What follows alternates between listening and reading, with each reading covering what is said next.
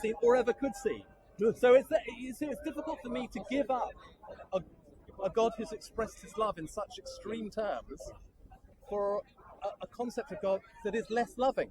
First thing is That's difficult. Yeah, I understand what you're saying. Can you see the difficulty? Yeah, I understand that. One thing which I must say that because you believe that you born a sinful.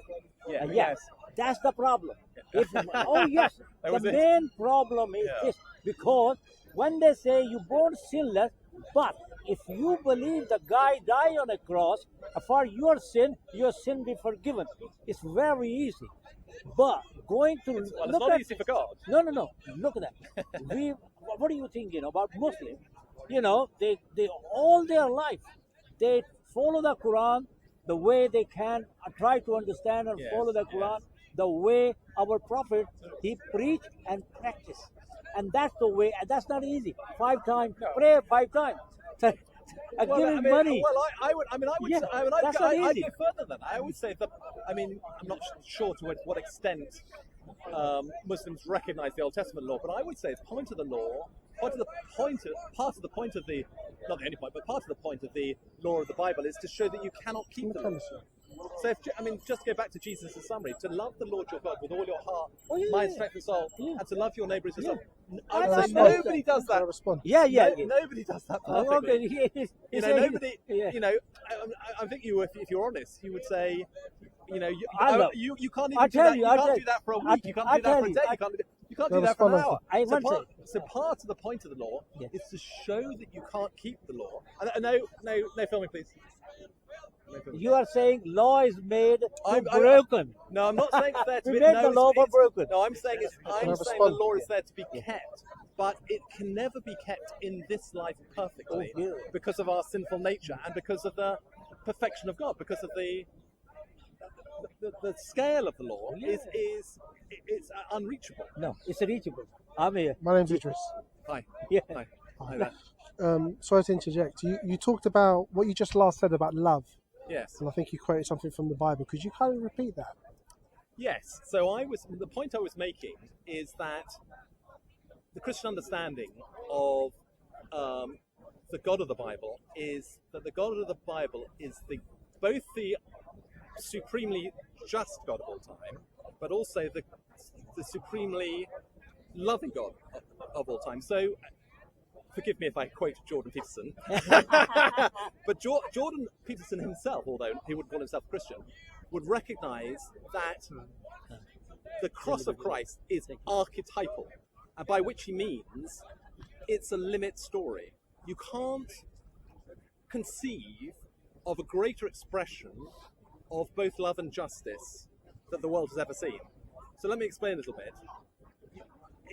I would suggest it's impossible to conceive of a greater expression of love than that the God himself should come into this world in the person and flesh of Jesus Christ to take the punishment of God upon himself such that anyone who puts their trust in that death might go free. So that there can't be a greater expression of love than the world has ever seen. That reminds me of God so loved the world he gave his only son. That's right. That whoever believes in him should not perish. But no, that's John 3:16. Yeah. So when he says gave, he means kill. That's right. Killed at the hands of. So that as Jesus is dying, he's saying, "Forgive them; they don't know what they're doing." Yeah. As well as God, why have you forsaken me? Yeah. So God the Father forsook the Son. God the Son, such that human beings could be saved. That's right. So God killed God to save mankind from God. That's right. So how does that sound theologically? Well, there is a mystery in that. But if you let me put it this way. So as at the time of the first Passover, when the Jews were saved out of Egypt, the biggest... You're going to talk about the lamb, aren't you? Yeah, the lamb. Well, you know what the lamb was? The Passover lamb. Yeah, so at that time, it was taboo for the ancient Egyptians to eat lamb at certain times, right? The Egyptians didn't. No, they did at certain times. It was a bit of a taboo for them culturally and religiously for them. So as you know, there was a master plan to kill children of the Hebrews, of the Israelites. So God asked the believers at the time to slay the lamb, get the blood and put it on the door as a sign. And the lintel, that's it. Yeah, etc., etc., as a sign, so they're not killed. That's it. Okay. What I find hard, like in terms of the dots, from that to Jesus being the lamb, Okay. that's the issue I have. Okay, so at the first Passover, would you agree that the writer of the book of Exodus is explaining that? You mean Moses? Well, most people think it was Moses, but obviously You Moses. don't? Yeah, well, most people think that the first 5 books was written by Moses, but obviously. Do you, sir? Almost, because obviously some events happened after Moses' death, so And he died. Yeah, and we buried him. Yeah. So it couldn't be Towards all the by end. Moses, but according to tradition, he wrote the first 5 books, including Exodus. That's right. So, where was I? Sorry. So, would you recognise that at the time of the first, the Exodus, the time of the first Passover, the biggest problem facing the people? See you later, sir. Nice to remind me of your name. Jamal. Jamal, good I'll to see see you you. later. Well, thank you for the Yes, discussion, sir. which I've Yes, always sir. appreciated. Okay. Yeah, and your name, sorry? Idriss. Idriss. So would you recognise that at the time of the Exodus, the time of the first Passover, the greatest problem facing the people living in the land of Egypt, both the Egyptians and the Jewish people, the Israelites, was coming from God? In other words, God was about to send the angel of death, the destroyer, over the land of Egypt to kill all the firstborn sons. And therefore, the greatest problem in their day, as in our day, is the problem of, if I can put it that way, problem of God's justice, which we will all face on the final day of judgment. So this is a picture of final judgment. So the biggest problem facing the people living in the land of Egypt was God's wrath. And God provides the solution to that wrath. God is both the problem and the solution. So to take another example from the Book of Numbers, actually, if you remember, which is often also quoted by Jordan Peterson often, so if you remember the picture of the snake and the pole, from Numbers 21, you might remember that story. So the people rebel against Moses and against God, and they recognize that. They say, we are sinners. And therefore God sends poisonous snakes, venomous snakes, who bite all the people, and they're dying in the wilderness. They cry out to Moses to have mercy, to pray to God. And God says, if you set up a snake, a bronze snake on a pole, and they look on the snake, then they will be healed. So it's another illustration of the problem, is, if you like, if I can put it that way, is God's wrath. And God provides the solution to that problem. Now in John chapter 2... Is that God's problem or our problem? Well, it's our problem. Oh, yeah, but the problem from our point of view is God's wrath. It's not... Yeah, I mean, it's if I can put it respectfully this way, it's also, in a sense, God's problem, because God has promised to redeem his people. So the trouble is, how is he going to redeem a sinful people? That's the question. How is he going to save a sinful people? Now, picking up on what you said, how is this fulfilled in the New Testament? Jesus makes the point in John chapter 2, if I remember correctly, that he is the true snake on the pole. And he is the true Passover lamb. So he's saying, these Old Testament pictures, or types, as the technical word, he is the fulfillment. He is the full. So that these pictures were given to us in the Old Testament so that we could understand what he was doing by his death on the cross, because he is the one that he is God who solves the problem of God's wrath by taking the punishment that we deserve on ourselves. And in doing so, he demonstrates his love for us, but that he's prepared to go to that length to be reconciled to us. And he demonstrates the supreme justice of God, that only the blood of the true lamb, divine blood if you like, is acceptable to God as a substitutory atonement. Thank you. And our good works are not sufficient. Sure. So I think what's happening here is there's an amalgamation of a continuation of the law in terms of sacrifice for atonement of sin, which is why Jesus is labelled, as you said, the divine lamb. He's the true Passover lamb. Yeah. So when John the Baptist, for example, sees him, he says, behold the Lamb of God. Yeah. During the baptism, yeah. I said the word continuation. I think we would say fulfillment. Fulfillment, yeah. I mean, we may be wrong, but that's our understanding. I think it's a complete deviation from the law. Explain. I think that human sacrifice is nothing to do in terms of divine law. Human sacrifice and the concept of human sacrifice is totally paganistic. It's got nothing to do with monotheism nor the law in terms of a sacrifice given by his worshippers to God for atonement of sin. It's always animals. I think the play on words in terms of Jesus being the lamb and those dots being connected, I think it's a way to mask the paganistic infiltration of those particular beliefs into monotheism and into the law. That's what I think. Because it's alien to the Jewish people from day dot. It's alien to the Torah. It's alien to the whole Tanakh. Everything. And I think if we look at the context of like proto-Orthodox Christianity, the writings of Paul, etc., at that time, I think, you know, and you quoted from John as well, and I'll be very one from Paul. I think when you look at that region and at that time and the prevalence of the Hellenistic world and their beliefs, and not only how it permeated society and how it permeated or even Jewish belief, like with Philo, for example, and other people, I think that's infiltrated Christianity loosely, and it's put in a mosaic law being in the Torah type esque opaque type facade over the concept of a human being being sacrificed, which is actually paganistic. Okay, so what's your understanding of all the sacrifices that happened in the Old Testament? I mean, for me, top of my head, when I think of things like Leviticus and burnt offerings and stuff like that, it's for Atonement. Yeah. There's an element in terms of the high priest. There's an element of it being through unintentional sin.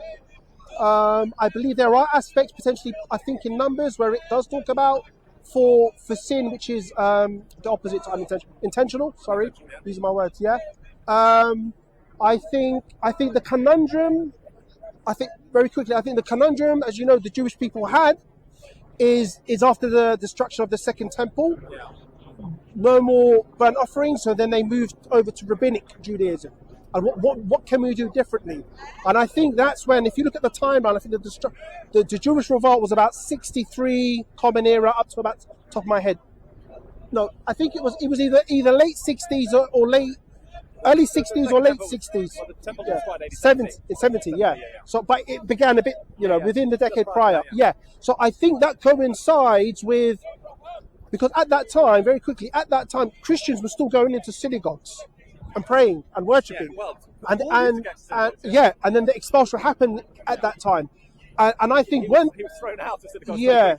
And when that expulsion happened, when the expulsion happened, I think that potentially as Judaism morphed into Rabbinic Judaism, I think it was very convenient for those Christians who had the same conundrum in terms of no more temple.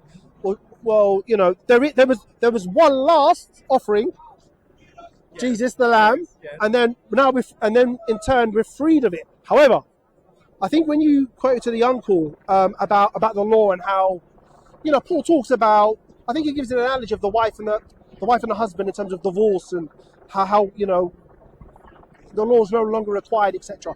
And then it fed into the Council of Jerusalem in Acts, and I think potentially in Corinthians, I think it's referred to as well, where there was that conundrum about law. What law applies to the Gentiles and the Jewish Christians? And then if you look at the book of James, 2nd chapter, 14 to 26, it says this. The heading, and this is, just so you know, this is New King James Version. So the heading is faith without works is dead. What does it profit, my brethren, if someone says he has faith but does not have works? ? Can faith save him? ? If a brother or a sister is naked and destitute of daily food, and one of you says to them, depart in peace, be warmed and filled, but you do not give them the things which are needed for the body, what does it profit? ? Thus also faith by itself, if it does not have works, is dead. Well, Martin Luther said that. Now, true, but who is James? Who said it supposedly? Well, of course. The brother of Jesus, of course. Who was the leader of? Christians believe that. Who was the leader of? the Church of Jerusalem. So he was an early bishop. So Paul, now after that conversation, I'll give you the floor. I've talked a lot. I just realised. That's probably okay. I spoke to. Can you? What's your point, John? When making it my point is this. So why did you quote James? The reason why I quote James is to counter your quote of Paul. Well, no. I would say they're both the two sides of the one coin. So, as Martin Luther famously once said, salvation is by faith alone, but the faith that justifies is not alone. So, what Martin Luther was saying is that, or by grace alone, is another way of putting it. Yeah. Christians aren't saved by their works, but we're saved by Christ alone. But once the people who are saved, they demonstrate the fact that they are truly saved by attempting to live their lives, however imperfectly, in recognition that Jesus is both Saviour and Lord. So as Thomas Erskine once said, for the Christian, religion is grace, but ethics, living our moral life, is gratitude. So we're not saved by our works, we're saved by Christ so that we may live godly lives. And that's the evidence that we're saved by grace, saved by Christ, saved by so for the Christian, if you like, grace, the cross, Jesus, and his blood are near synonyms. We're saved by that alone, Charles, such that we may subsequently live good lives. And as a consequence, you see, the Christian's motivation for living is very different from any other form of world religion. So on the one hand, no Christian, if you're, I mean, correct me if I'm wrong here, but if you're living on the basis that you're saved by your good works, if you're doing very well, doesn't that tempt you to be proud? I mean, You're incorrect, by the way. So proud. I don't want you to go on that premise, because that's not the premise. Saved by good works. So let's not. And also, but if it's crushing if you're not living very well. So, if, for example, assuming we're both Muslims and we both went to the mosque today, and you were living a very good Muslim life, and I was living a very bad Muslim life, I was drinking alcohol and so on and so forth, I take it you would be tempted to look down on me for being a bad Muslim, because, I should live better. But for the Christian, I can never look down upon another Christian, because we're all sinners and we're all saved by grace alone. Okay. So it's very... I think you've got if I may say... So the concept of grace is very humbling, but it's very affirming, because I'm not saved by my good works in any case. I'm saved by Christ alone. I think a lot of what you've just said is on an incorrect premise, like I was saying. So, okay. I think a lot of what you've just said is on an incorrect premise, an incorrect understanding you have of Islam. Okay. That's the thing. Well, correct me. And I don't want you to go off on a tangent. A road which doesn't exist. Okay. Well, come back, get off the A40. I'm here to learn and to be corrected. So, in terms of looking down on the fellow, you know what it is. It's right. No, it's what do they call it? Cannabis Day or whatever it is. Oh, is it? Yeah, it's a day where they excise. I didn't know that. Yeah, they're a group who want to legalise cannabis, so they meet up here once a year on this day to openly smoke it. Easter Sunday. And the police tolerate it. Oh. So that's why it stinks. Oh. But what I was saying is, yeah, look, so like with Islam, right? It's like we're in Amsterdam. So with Islam, very quickly, with Islam, sort of belief and works. Yeah. Obviously, you have the testimony of faith, which articulates your belief. Okay, so what we have is 5 pillars. Yeah, that's actions. Yeah, so we have the utterance. Yeah. Okay, of testimony of faith and during the actions, you profess like liturgical stuff. You profess certain things, and then you have the actions as well. Yeah. So you have the word, you have the actions, and then you have the belief itself, the iman, the belief, the faith itself. They're all important. Yeah. They're all important. Going back, I think there's a synergy somewhat with what you said. To be honest, is that I'm trying to remember now. I think you quoted something out in the Bible where you talked about like how God loves us and does so much for us. Yeah. Look from an Islamic paradigm, God created us to worship Him. Well, that's the biblical. That's full stop. Right, we're together on that. That's we're together on that. And then part of that gratitude and worship is a certain certain practices. Yeah. Now, some of those practices, Christians believe that as well. of course. Some of those practices, we can see wisdom behind it. We can use science, technology, logic, reason, whatever. Yeah. Some we might not understand. Like, technically speaking, for us as Muslims and the Jewish people, we don't eat pig, pork. Sure. Okay, swine. Now, we can talk about. Jews. Yeah. You don't as well. No, did you say? Christians can. Jews don't. Sure. According to the Council of You've asked me already. I don't have no change. Honestly, I don't have money. Already. Apologies. I don't want to go off on a tangent. I was going to say something to you. I don't want to go off on a tangent. I literally lost my train of thought. So Pork. You're talking about pork. You don't eat pork. Yeah. And So I'm saying Jews don't. Yeah. But Christians are, because Jesus declared all foods clean.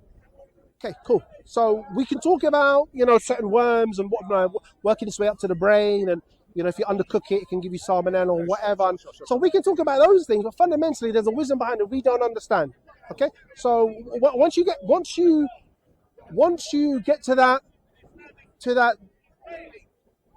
grade, that level of your belief, then what makes you a Muslim is you then submit to what God wants. Isn't that what Islam means? Yeah, precisely. Yeah. You then submit, and then you could question, you could reason, you could try and understand, but fundamentally you submit. Yeah. So they all go in hand. However, if there's someone in another land, or potentially there's someone in the state of Texas on their couch, very stereotypical, in their couch in a caravan park, watching Fox News all day. That's all they knew, and all they know of Islam is Fox News, what it tells you, and they disregard it. Potentially, them, as well as someone who hasn't heard about Islam, potentially they may well be saved, because it said when they die they have their own individual test, and they may enter heaven. So there's caveats. It's quite fluid. Yeah. So yeah. Well, even Muhammad himself said he didn't think there were many Muslims would be, didn't he? Say that he didn't think that many Muslims would be in heaven. He said that he saw, this is a hadith, he saw the nation of Moses and their offspring, and he thought, and they were massive in number, he thought that was his nation. And he goes, no, that's Moses' peace be upon them both, nation. And then he turned and saw Muslims, not ethnically, Muslims in belief, beg your pardon, Muslims in belief, and it was even larger.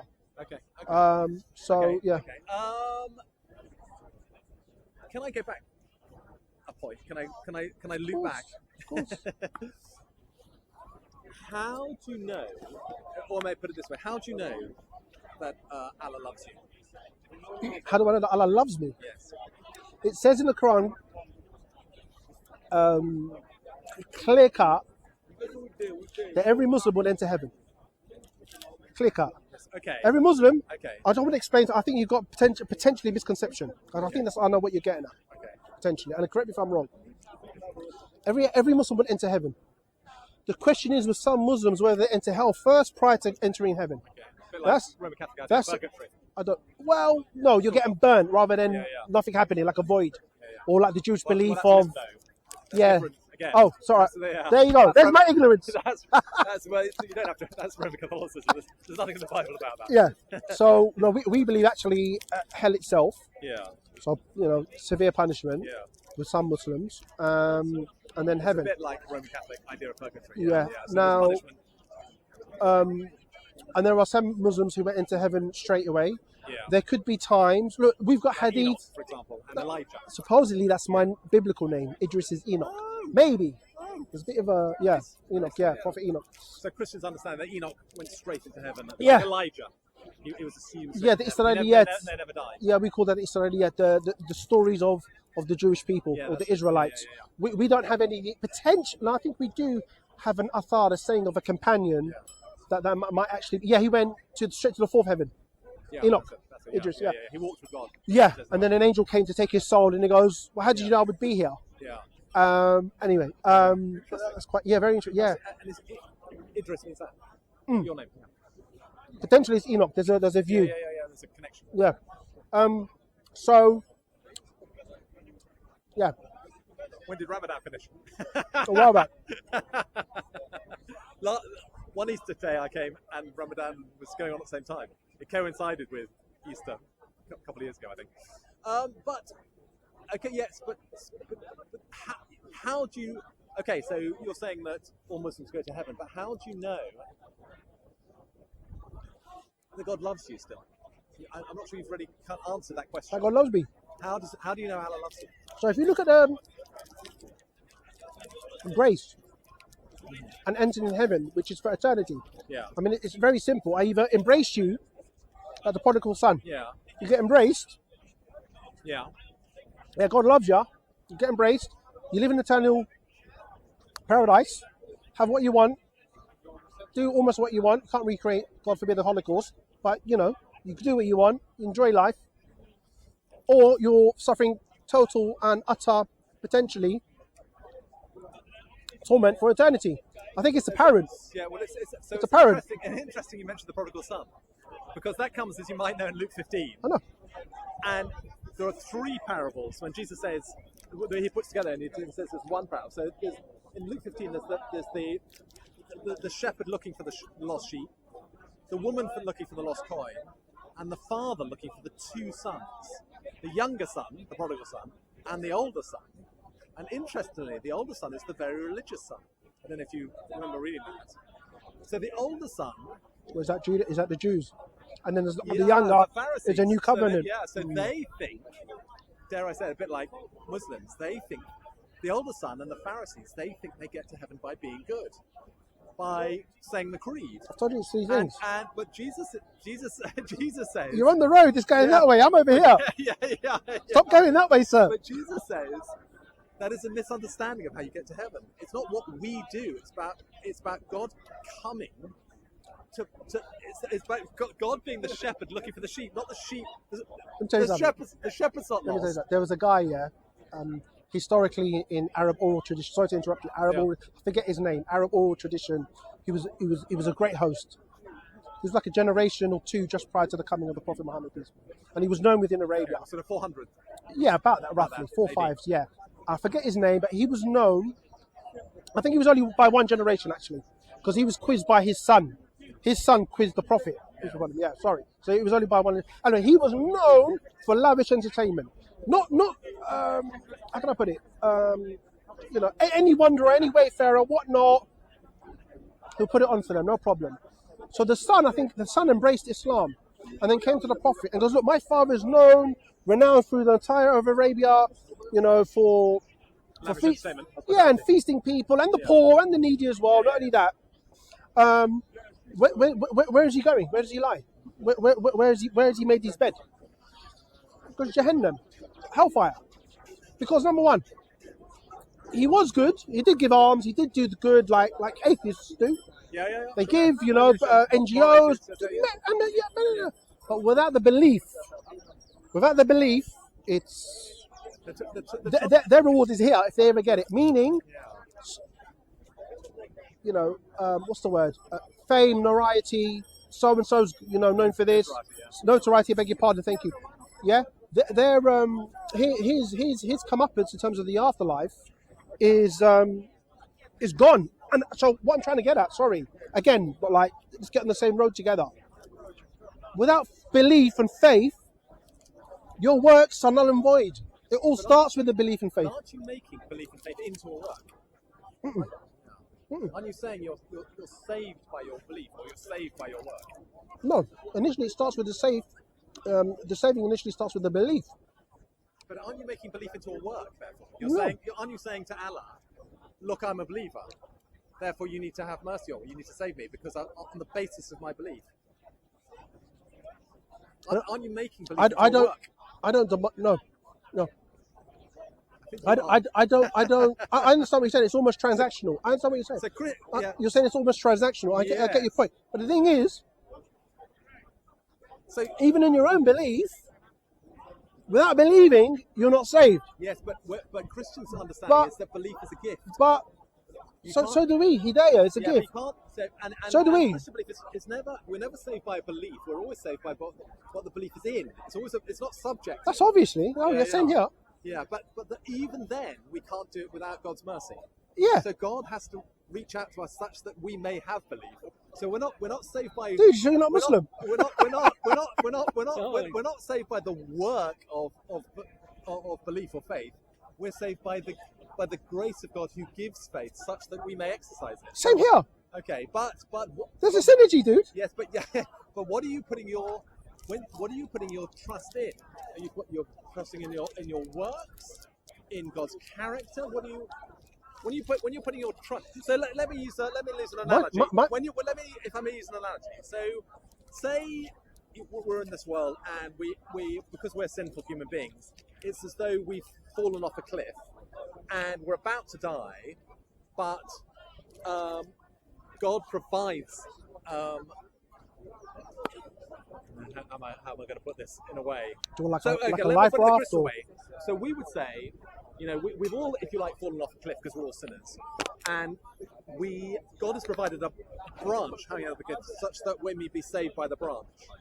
Now it's not the amount of faith that I have in the branch that's going to save me. I'm not saved. I'm saved by the strength of the branch. It's the branch that saves me. So I can have 1% trust that the branch is going to save me, or I could have 100%. do you have a choice though? Realistically. Well, I would say that is the only way that you can be saved in that situation, by the branch. So if I put my trust in my fingers to cling on, that's not going to save me. Even if my fingers are perfect fingers, that's not going to save me. It's only stretching the analogy here. It's only God's solution that is going to save me from plummeting to my death. Yeah, but you're saying that retrospectively as a believer. What do you mean, Retrospectively, you're saying that now as a believer that I'm God saying- can save me. I'm saying it on the basis of the biblical witness. Yeah, of the course. biblical testimony. So, yeah. I get your analogy. And therefore, I'd want to argue that the Christian concept of God's goodness, His love is greater than the Islamic concept. Why? Well, what does Allah have to do to save you? He gives you advice. Allah says in the Quran that Allah does not require His creation. It clearly says it. He doesn't require His creation. He doesn't rely on His creation. Yeah. Clear cut. Allah in the Quran says that He created us to worship Him. Yes, well, same as And- that's what the Bible And says. but He's not requiring our worship. It wasn't him being. He's not contingent on us in any way, shape, or form. Well, the Bible says the same thing. I beg to differ, sir, and I'll tell you why. I tell you why. The Christians believe Potentially, we are only saved by. I lost my train of thought. Sorry. while you're getting your train Yeah, of thought, go ahead. Sorry. Yeah. I mean, we Christians, subscribe to what you said, but even more so because we believe in the doctrine of the Trinity. So we believe that, so we may be wrong, but our understanding is that there's one God, but three persons who have been in an eternal dance of, joy and adulation and meaning and glory and love from, eternity past, and therefore God, as you were saying, God doesn't need us, but He chose. He does need us. From the Christian standpoint, yeah, it's fine. Just came back to me. Okay, why? Who died on the cross? Yes, because he set His love upon us. Yeah, but who? Holy God, holy man. Sure. Yeah. So who died? Well, both God and man died, and Okay. it had to be that in order for the No problem. to be But a human died. yes. So God was contingent on the human.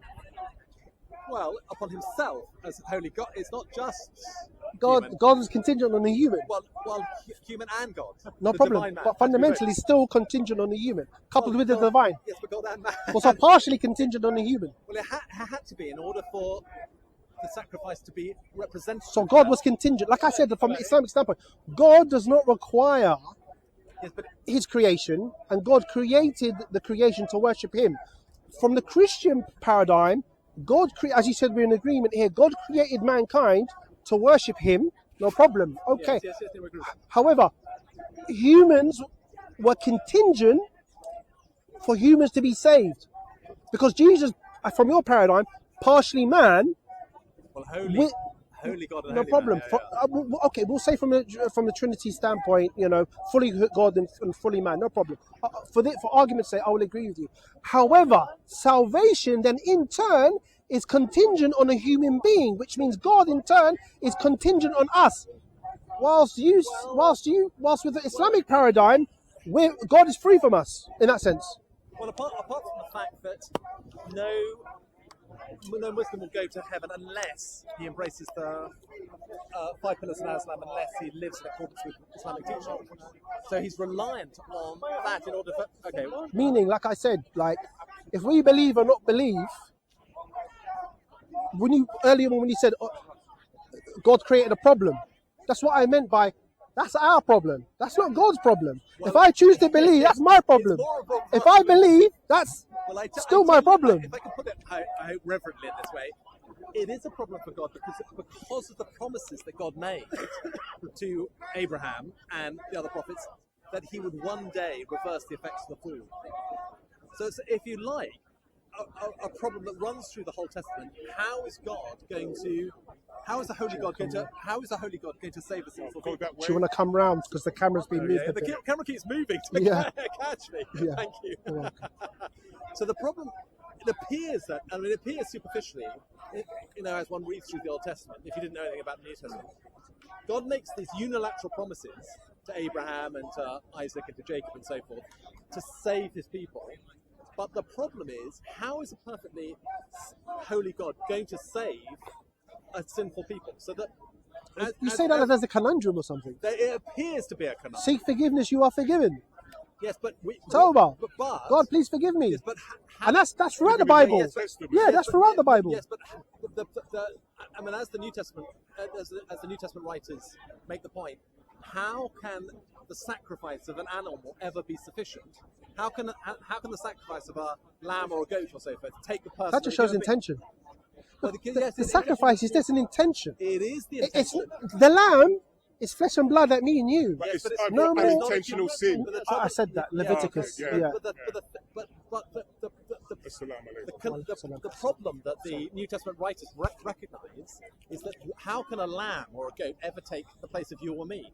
How can that be just? It doesn't. It does, absolutely. That's what the New Testament writers say. But with all the Old Testament sacrifices, I don't see the conundrum. Year after year after year, and would still be going on. Why do you subscribe to the New Testament? Because no prophets are in the New Testament. Well, how about John the Baptist? He's an old. And what does John Baptist say about repentance and salvation? Well, he says when the first time he sees Jesus, he says, "Behold, the Lamb of God who takes away the sin of the world," doesn't he? As Jesus walks past, so he recognises that Jesus is the fulfilment of all those. But this is in what gospel? John's gospel. But do you know from church history the names were attributed by the church fathers? I don't want to go into that. Okay. I don't want to go into textual criticism and authorship. The New Testament is not scriptures, even according to Paul. I know. We're talking about the concept. Okay, of God. Of grace. Of grace. Oh, we want stick on that. No, that's all right. We just So what I was trying to explain to Enoch is that it would be very difficult. It would be very difficult for any Christian who believes in the doctrine of grace, to convert to Islam because our understanding may be erroneous. Sorry? I'm really sorry, could you repeat that? Yes, it would be very difficult for any Christian who believes in the doctrine of grace to convert to Islam. Why? It's happened many a time. I'm looking at one. Oh, where did you come from?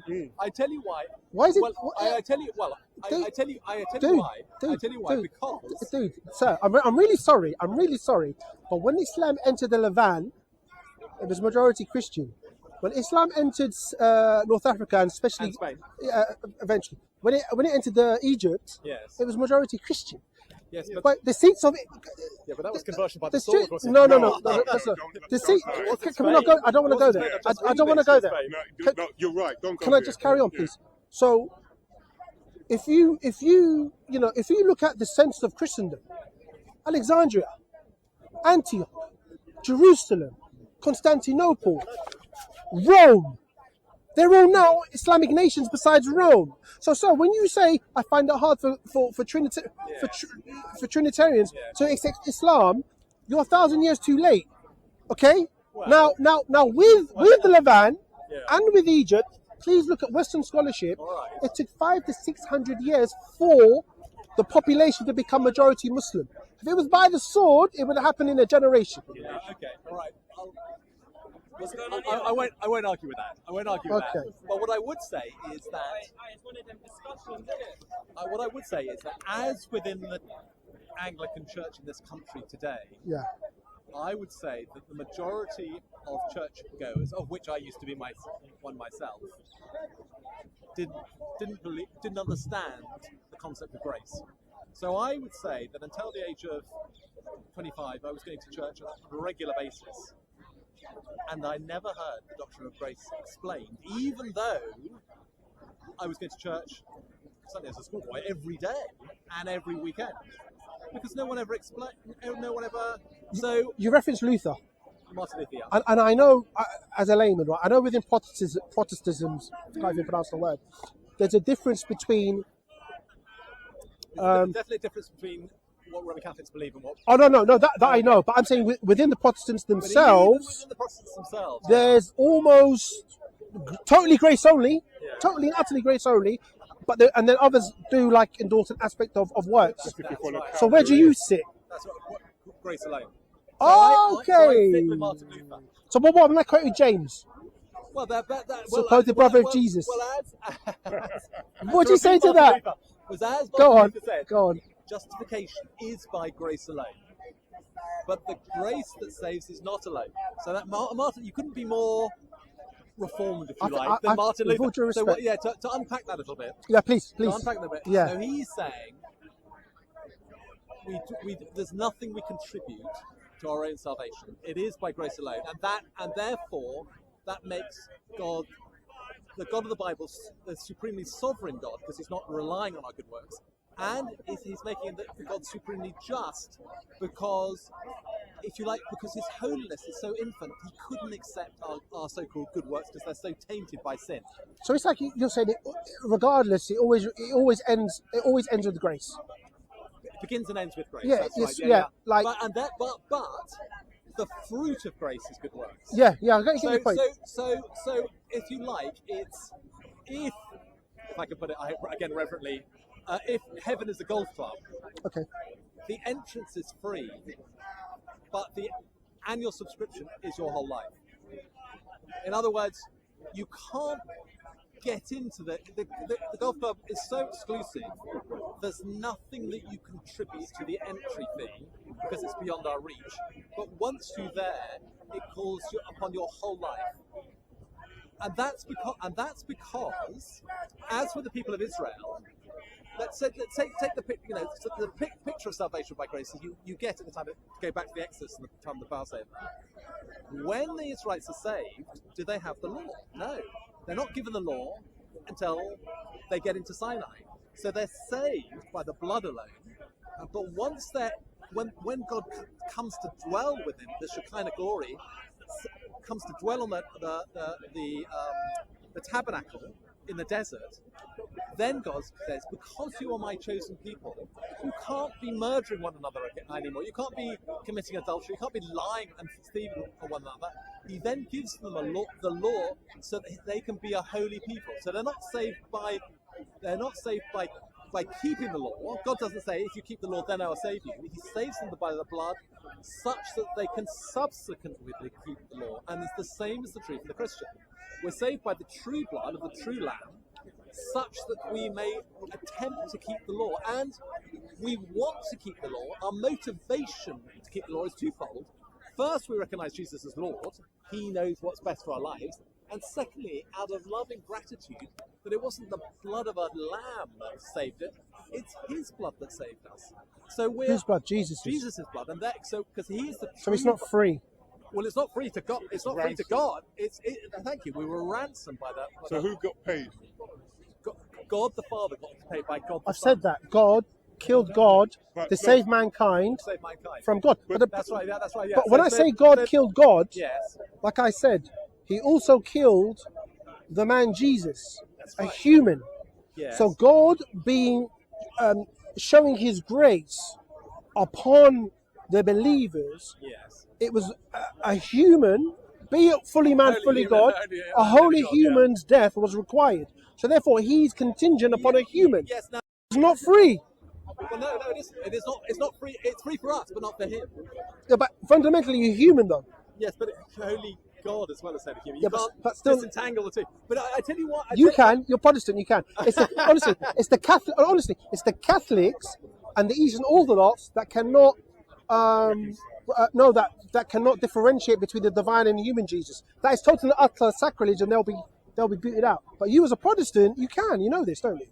With some Protestants, they have no issue to say that's the human Jesus, that's the divine Jesus. Meaning, not knowing the day of the hour. Oh, that's the human Jesus. It's easy. That was him talking from his divine nature. I think there are four. Martin Luther said that was heretical. Oh, okay. So you're Lutheran? I stand in the Reformed tradition. Yeah. So Martin Luther, John Calvin. Oh, right. Yeah. That's interesting. Yeah. So Martin Luther and John Calvin. So you can't separate the two. I mean, there were multiple. I can't remember all. Okay. But would you concede then, partially, I mean, it's reliance on a human being? To a certain extent, I would subscribe to what you're saying because he had to be because human beings don't fall like angels. We don't fall, like fallen angels. We don't fall like pillars. We fall, if you like, racially, and therefore we're as a human race. So we fall in Adam, and therefore that's why Jesus is described as a true Adam. So we all. Paul says that's Pauline. That's Pauline. Thought. Yeah. So we all.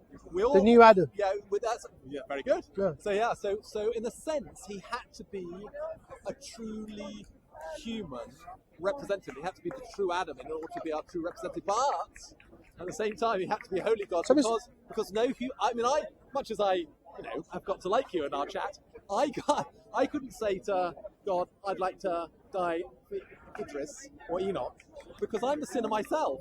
That wouldn't be acceptable to God. Only a perfect God-man would be acceptable to a perfectly just God as a perfect sacrifice. That's really interesting because, when you talked about, the Pauline thought of, in Paul's letters about the new Adam. Yeah. I see this as another contingence, God being contingent on human beings, because not only the God-man Jesus having to die for us humans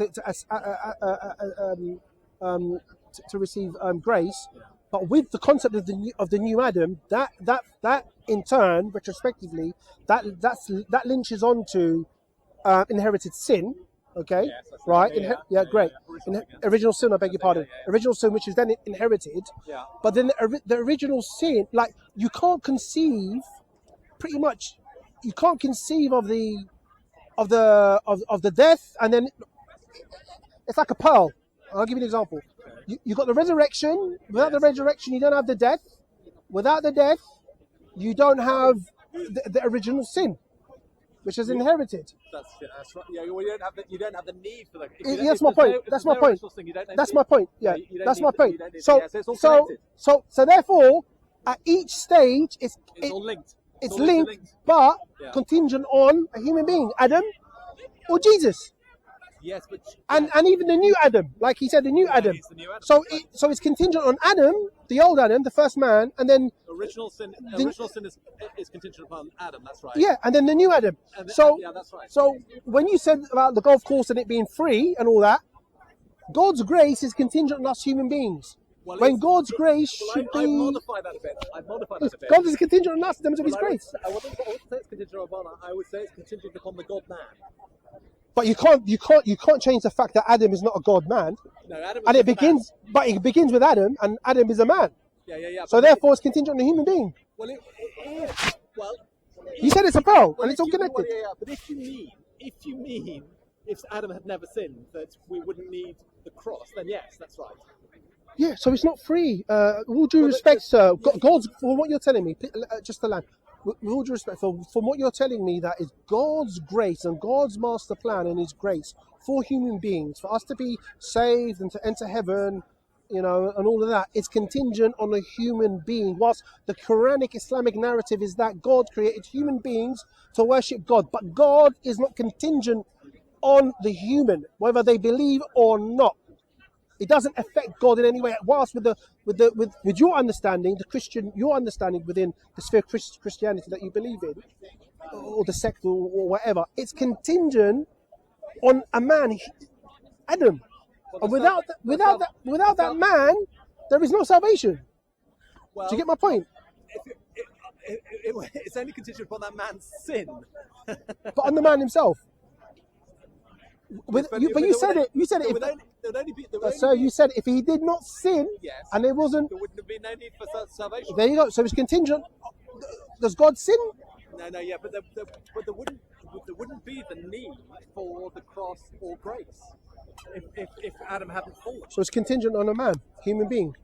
Well, it's not the salvation wasn't contingent. No, grace, salvation is contingent on Adam doing what he did. Well, it wouldn't be necessary. No, it wouldn't be necessary. But that doesn't mean that man saves himself. Yeah, this is a very interesting conversation.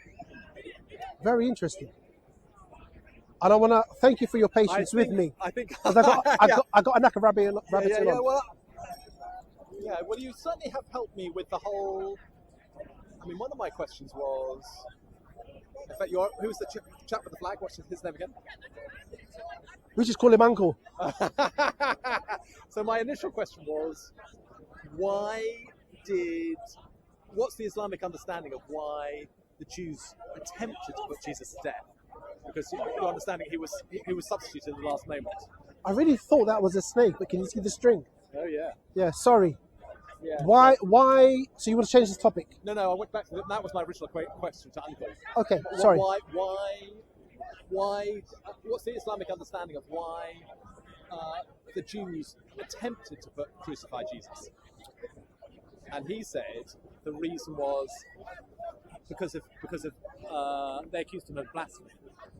Is that correct? There's nothing Quranic. That's why I'm going to bring the I verse. couldn't find it in the Quran. It must be in the Hadith or something. No, what? I tried to look in the Quran. I couldn't find. Okay, I couldn't find the reason for why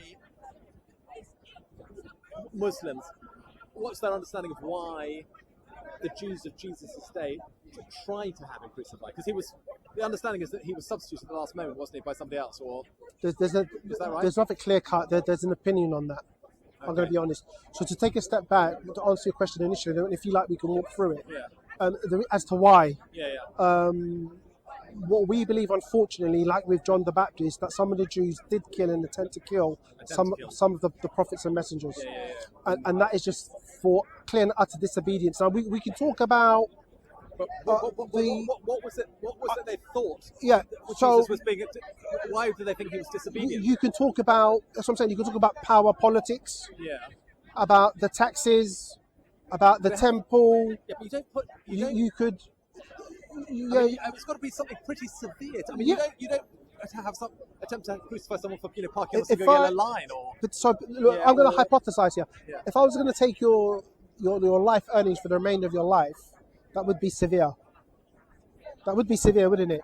Yeah. Sure. Now, like your organisation that you work with, or even more severe for Jesus, who's only 33 or something. Totally. If there's a trust fund and there's 50 family members and we someone infiltrates it and siphons all the money away. So like with the Pharisees and the others, we're talking about their livelihood and power. Yeah. Okay, so it's a serious. Obviously, it's a serious matter, coupled with him being the Messiah and then rejecting him as also the Messiah as well. So there's a number of things, right?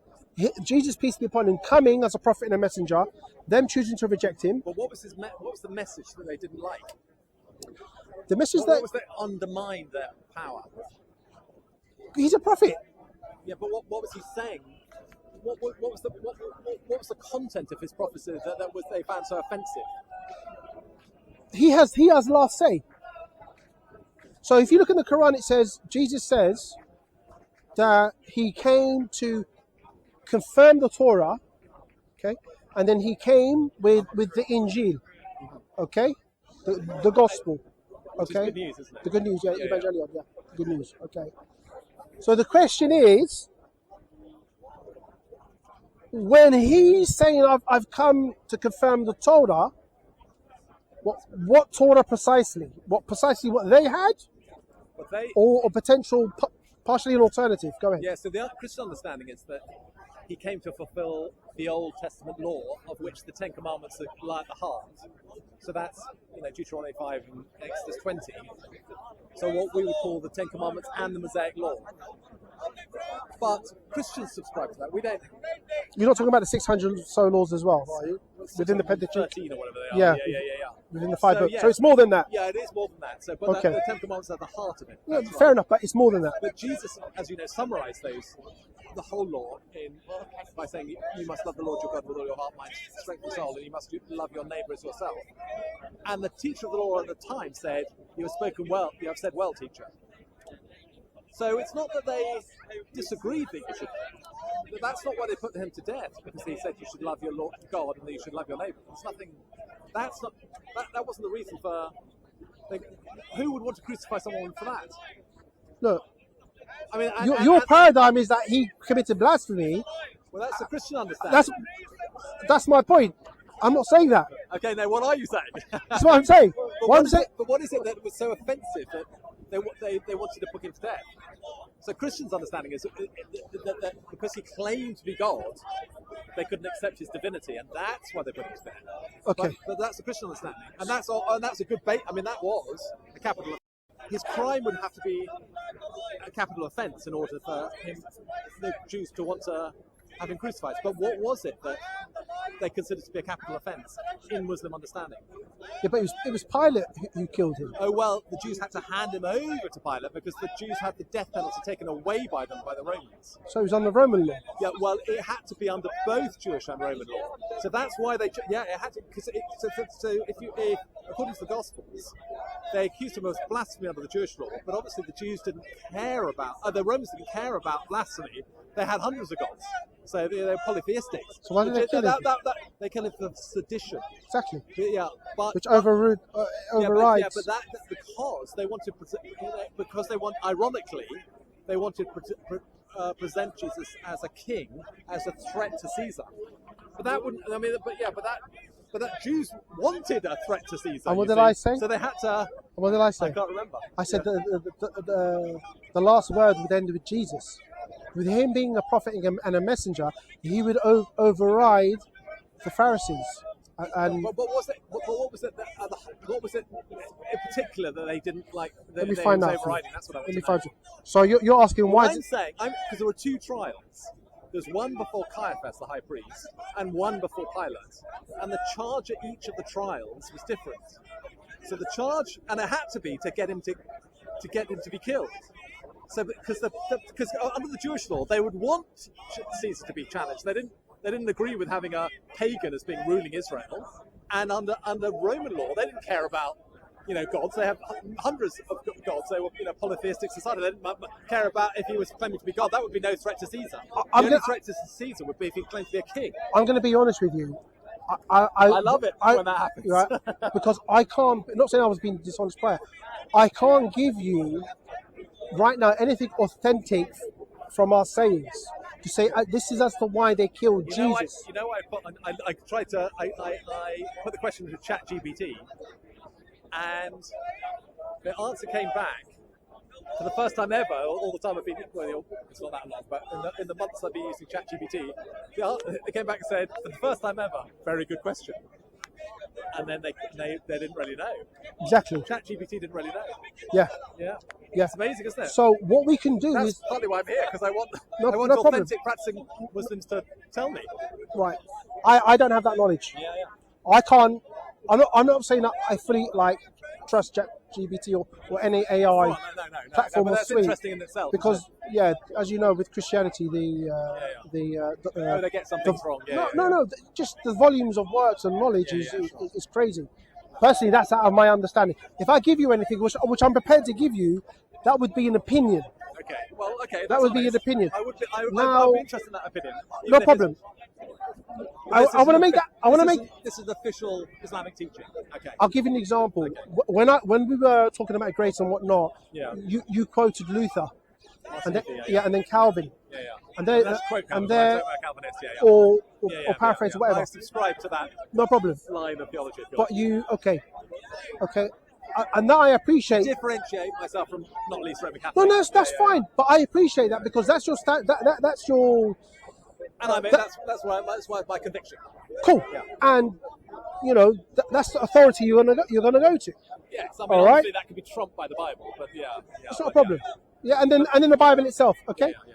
Right. So So the Bible sits above. I'm of the same standpoint. Yeah. If I can't if I can't quote something from the Quran or something that the Prophet said, then potentially, as I did earlier on, if you remember, I said a companion had this particular opinion or something. Right. So with this particular topic, I can't tell you this, that, or the other. I can quote you an opinion, but to almost to give you like a bibliography in terms of where it comes from, I can't. Let's So have your so opinion. that's why I Okay, that's said. honest. That's why I said what I said. Okay. So this is what you're about to say is not official Islamic. No, it's not official let's have your opinion then. Islamic teachings. Okay, now there's another thing I'm going to mention to you as well, and it goes in relation to when I said potentially I'm named after Enoch. Idriss is like the Arabic name of Enoch. Okay, right. What we do is when we see anything in the Bible, okay, in general or anywhere else really, it could be apocryphal works, whatever. Yeah. But you do recognise the Bible as a sacred work, don't you? Potentially, some of it, and I'm going to say this. As a Muslim, if we look at the Bible or apocryphal works or something to that effect, okay, and it matches up to the Quran or Islam in general, Some things do, like the fact 100%. that Jesus is described as Messiah in the Quran 11 times, and he's the only person who has Totally. that title. So, Totally, we would subscribe to that, no problem. If and that he's the son of Mary, which is and you know him being born, born of a virgin as well. one of virtue, Yeah, and then ironically, liberal Christians today, in this country no, don't agree because with. when you said earlier on, when you said Anglican Church, I was thinking, Well, oh, that's very broad. that's a bit. Some of that is Yeah. Well, the Anglican Church, sadly, Which in is this country there, is which become is- very liberal. So it doesn't believe in the virgin birth. And true. doesn't believe in the Trinity. A lot of probably. them, yeah. Probably. So if there's something that coincides, obviously we agree. Yeah. Like your paradigm, as you said course. earlier on, is more so than the Catholics and the Eastern Orthodox is almost like scripture only. I don't want to digress. Yeah. Okay, I mean, funnily enough, we would see there's a lot of similarity between classic Islam and classic Roman Catholicism because it's not grace alone; there's a works element. So, but anyway, let's have your Cool. opinion. So, a lot of what I argue with Roman Catholics, The same arguments with us. Yeah. So anything agrees. The Quran is our benchmark, our criterion, so to speak. Yeah. Anything which is diametrically opposed, we reject, obviously. But if there's anything in the Bible or apocryphal works, whatnot, that Islam may be silent on, it's not like a sin or diametrically opposed, or again, it goes against our creed or anything to that effect. What we say is God knows best. It may have happened, it might not have happened. Well, what's your It opinion? could, yeah. Do you get my point? Yeah, okay, I get your point. That's where I am. Okay. The third level the third example I've spoken about. That's where I am. Yeah. Just want to make that clear. Sure. Okay. No, I appreciate that. Cool. So for me, potentially, loosely going on the Islamic paradigm about because it does talk about Jews killing prophets as well. Oh yeah. In the New Quran. Testament says. Okay. Cool. So yeah, but I mean, Jesus even says in one, I have sent you all the other prophets and you've killed all of them. So Jesus says, Yeshua says that himself. Yeah. So. I think that potentially some of the Jewish leadership at the time, some of them at that time, were in bed were in cahoots with the Romans. Okay. The Pharisees couldn't have been because they couldn't have I been. believe- I believe some of them were. But the others were. Because the whole point of the Pharisees is they wanted to distance themselves from the Romans, and that's And why. who did not? And that's why they asked. I mean, that's why they asked for. That's why they wouldn't enter the palace. That's why Pontius Pilate had to come out for the trial, and that's why they asked for Jesus to be taken down from the cross. Okay, and because they wanted to celebrate the Passover. I agree with you. And So they wanted to keep themselves separate from the Romans. and who didn't? Who didn't want to keep themselves? Well, the tax collectors, because obviously they worked for the Romans. Where's my phone gone? Who else? The Pharisees wanted it, the Zealots wanted to stay, the Essenes wanted to stay. So they wanted to. I mean, the religious people wanted to keep separate because, not least because if they had any contact with a Gentile, or of which all the Romans were, they couldn't go to the temple. It would make them ritually unclean. So they wanted to be the perfect. They wanted to be the pure people of God, so they didn't want any contact with the Romans. And of course, therefore, the high priest Caiaphas and the Pharisees, they didn't want to be in cahoots with the Romans. Okay, but who did they take Jesus to? Well, they had to take him to Pilate, but they made him come out of the palace because they didn't want to be tarnished by. That's why he came out into the, if you like, courtyard outside, because they didn't want to go into the palace because that would make them ritually unclean. So he had to speak on from a distance on a platform away from them. But they had to hand Jesus over because they had the right to capital punishment taken away by the Roman authorities. They couldn't take life anymore because of Roman rule. But they weren't in cahoots. They weren't working together. But they were subordinate to the Romans. They had to hand Jesus over to the Romans. They were subordinate to the Romans. They were like a client state. They were a client Okay, state. Okay, no problem. No problem. Okay, so I think it was a marriage of convenience between them and the Romans. Yes. Okay. What was their motivation? I will say that. So I think you made a good point. With Jesus being named, peace be upon him, the Messiah, and then waiting for a Messiah. Yeah. I think that a number of them rejected him as being the Messiah. Okay. Now you can get clear-cut just arrogance in the fact, right? Maybe not knowing their scriptures or not believing what he said or the miracles or anything like that. Just complete utter arrogance. Or we can look about what's in the best interest of a particular person or parties or a group or part of the elite, part of the 1% or whatever it may be. Okay. I think that with Jesus, peace be upon him being a prophet, with the buck lying with him having the last say in everything, okay? Because what it says that, again, if you remember, from the Quranic standpoint, it's come to confirm the Torah, okay? So you guys get back on your horse and do follow the Torah, okay? Stop playing games.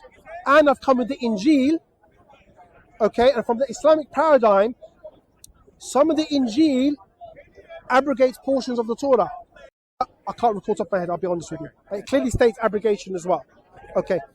So if he's gonna abrogate and reform through God, okay, it's gonna change the status quo. Okay? So that part of the Torah that they've neglected, which is not gonna be abrogated, follow it. And those parts that I am gonna abrogate, you've got to follow that too. And that's going to kick up a big problem for many people, be it those within the elite or the layman as well. Coupled with, again, as you know, there's an outside force, the Romans, and everything that involved with that, and Herod and all of that, what was going on, which is quite complex, which culminated in the death of, if you remember, John the Baptist as well. He was killed by Herod on his own. Yeah. Because he was in Herod's prison. Yeah. And I think it was a delicate time where potentially also the Romans didn't want any disturbance as well. So if they can quell anything, was a weak ruler, so therefore that's right. Yeah. I wouldn't say that. I think he was a cutthroat. Well, he was cutthroat. He was weak. Yeah. So could you elaborate on that? That's what historians say. My understanding. Yeah, because he was manipulated by the Romans into doing something he didn't want to do. So did you say Herod? No, Pilate. Yeah. Pilate was manipulated by his own people, the Romans. No, by the Jews. Sorry, Jews. Okay. Jews, yeah. Sorry. No, potentially. So he 3 times he came out and said this man is innocent. And he had tried to have him. He tried to have him replaced by Barabbas. Yeah. Which is his first name. Like the Barabbas, interestingly, means son of the father, but I don't know his first name. They say potentially it's unauthentic. What, sorry? Potentially it's unauthentic, but there are early manuscripts where his name was Jesus Barabbas. Jesus, the son of the Father. Which is, but I'll tell you the truth. Yeah, okay. Some Western scholars, biblical scholars, do look at that and say it's potentially an interpolation. So. But some say he was called Jesus. Remember, biblically speaking, I mean, it's strong enough just Barabbas, because Barabbas, Abba is Abba, like father, so he's son of the father. Yeah, so Bar means son in Aramaic, of Syria. And Abba, Bar Abba. Abba, yeah. So you have the son of the father substituted by the true son of the father. I like that. Yeah. And therefore, according to the Okay. biblical writers, that is a picture. We're all Barabbas, if you like. We all deserve to go to the cross, but Jesus steps in for us. As you know, we don't have that terminology, as in Yeah. son and all that. It may have been had at the time, Yeah. potentially, Yeah. but Islamically, But I think that the fact we that don't. Jesus Barabbas Yeah. must have come subsequently. Yeah. So I just want to get That's very interesting. back on Very track. interesting what you were saying. Yeah. So, I mean, look, there's many moving parts to it. To be absolutely honest, Yeah, it's a complex situation. It is complex. And- Not and- least with the Jews and the Romans and the two trials. Yeah. That's right. Yeah, and the convenience around it. But for me, fundamentally, to be honest, it boils down to this. They were believers at the time. Jesus came to them, was the Messiah, as you know, what we believe, did conduct miracles. They saw the miracles. As with believers in the past, they rejected those miracles. And they disbelieved. Now we can talk power politics, taxes, the temple. You know, the temple's bringing a lot of money. We can talk Rome. We can talk about all of that. But fundamentally, that's what it boils down to. Now, you know, They saw truth and they disbelieved, and they wanted to kill him. now the Christian understanding is that Jesus' understanding of salvation was all from Abraham, which Paul argues obviously in his letters. Yeah. From Abraham all the way through to him and onwards, was always salvation by grace. Yeah. And therefore, religious people are always going to hate that. Salvation by grace. Yeah, because Do you know what James says in the book of James? yes, but that we can He, do all that. he references Abraham and the potential slaughter as an act of work. It's a work. Yeah, as a work of grace. As a But work it's of, still a work. It's still a work. yeah, but a work of grace. But dude, it's still a work. It's a work of grace. It's an action yes. in terms of worship. But So James actually gives that example as an evidence. sure, absolutely. Which I was, of course, all Christians subscribe to that. But yeah, Not but to your version. no. Well, well, Bible-believing Christians subscribe to that. But yeah. Abraham, if you, I mean, take Yeah. the full context of Abraham's life. Mhm. So if you remember, give you a straight belt. If you remember, the pattern of the early chapters of Genesis were sin with Adam and Eve. Could we get a bit closer? Because just people keep walking by us. Yeah. If you want to stand on the side, that is fine by you. Sorry to direct you, but you want to stand on the side, that's fine. Is it filming? Yeah. But you're not in it. Okay, good. So, if you remember the early chapters of Genesis, you go Adam and Eve, sin, judgment. Cain kills Abel, sin, judgment. He's judged by God. Then you have what's the next major event? The flood. God is grieved. You have judgment. Then the Tower of Babel, judgment, and the people are scattered across the earth. And Abraham and his family is part of that scattering. And you expect him sin, judgment, sin, judgment, sin, judgment. And you expect him sin, judgment again. And then, out of the blue, God just calls Abraham, even though he's an idolater, he's worshipping moon gods out of Abraham. We don't believe that. Well, it's in the Old Testament. Yeah. Sorry, just to give us our understanding. His father did and his people did, but I don't believe that Abraham worshipped the moon, was it Jupiter, Ishtar? I think in the Bible it's just the moon gods. For us, from our paradigm, it's the moon, the sun, and a particular star, which is Ishtar, which I think is actually, is it Jupiter or something? It's not a star. No, but we see it as a star. Okay. But they saw it as a star. So So, it doesn't generate light, it reflects light. and please, no pun intended, but a triune God. Yeah?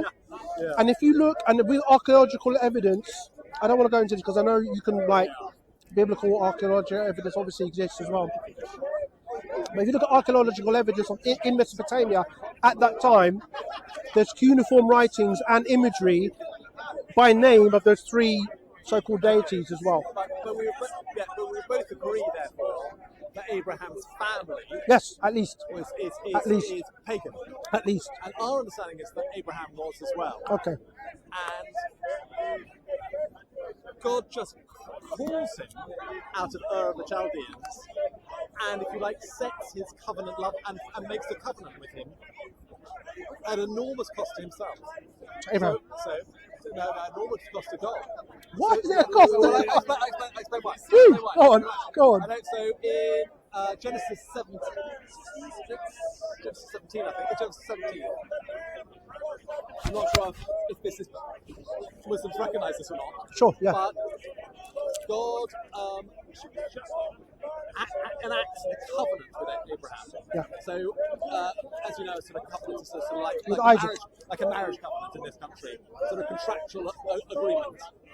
And don't tell me if you're familiar with this Old Testament story, but God tells Abraham to arrange animals and to slaughter animals and split them in half and arrange them in an aisle.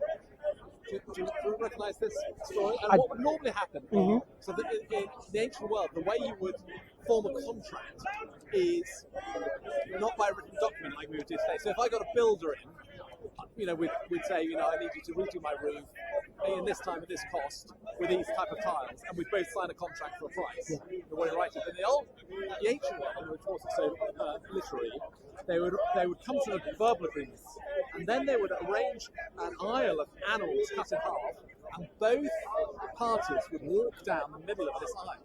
Oh. And what they were saying was, if I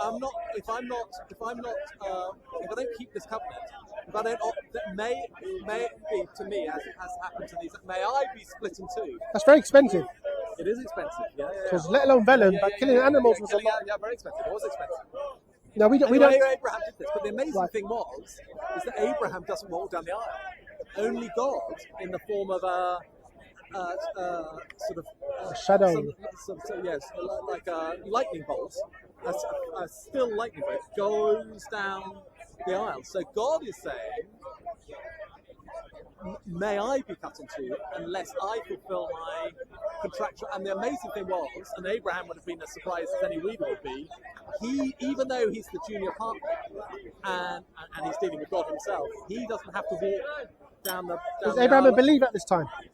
Well, at this point, it says he believed in God and it was credited to him as righteousness. In other words, he believed in the character of God and the promises of God, and he was credited as righteous, not on the basis of anything he did, but on the basis of his putting his trust in God and his promise to. Just to understand, this act of splitting animals in two. This covenant sign. Yeah. Was that like paganistic at the time, or it was just the normal way of custom? Yeah. It was just the normal way of. So when God gives Abraham the instructions to get the animals, he doesn't say what to. Abraham knows what to do in advance. He doesn't give a specific instruction. So it was as we would, if I had made a contract with you now, we know it would be a written contract. You're gonna. This is quite. Joe, are you familiar with that? I'm not, but we in the Arabic language, which I'm not remotely great at, to be absolutely honest with you, but there is a thing called a qasm. Qasm. Al-qasm, it potentially derives from because like Arabic, like Hebrew and Aramaic and other Semitic languages, Lingual. No, not trilingual. Oh. No, the root system. Okay. Is basically three. Okay. I'm trying to remember the technical term. I can't remember the technical term. We're talking etymology, but with Semitic languages, it's whatever. So you can break it down to three letters, each word potentially. Okay. So one of the ways to say or words used for swear an oath, which predates pre-Islam as well, is qasm, which is to split. Oh. Do you get my point? Okay, yeah. Oh, maybe. Quite interesting. Yeah, maybe that's the root in that whole potentially covenant way of. And that way of part of the world, yeah. That's interesting. But yeah. So.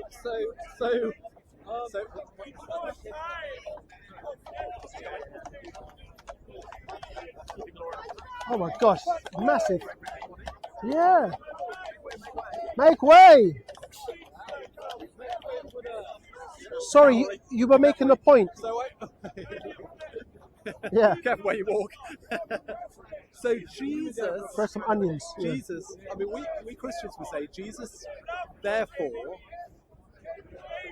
subscribed to the same he was he, if you like, fulfilled the Abrahamic covenant, and therefore he understood himself to be the one who was cut in two in order to fulfill the Abrahamic Oh, covenant. dude, that's a far stretch. That's what Paul says. He got pierced potentially from your paradigm, Yeah. And he, so So but not cut in two. Well, he was cut off from. So the covenant language is the one of being cut off. You see.